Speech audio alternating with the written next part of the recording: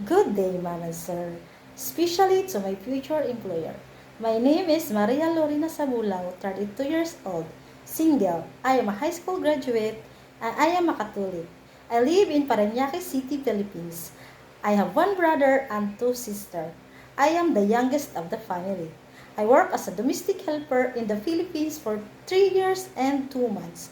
I serve 4 members of the family, 2 adults and 2 children, ages 37 and 40 years old. 2 children, ages 4 and 6 years old, and 1 dog. To my future employer, if you hire me, I will do my best.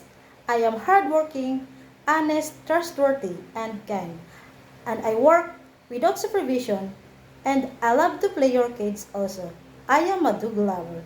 I am willing to learn. I hope to see you soon. Thank you and God bless.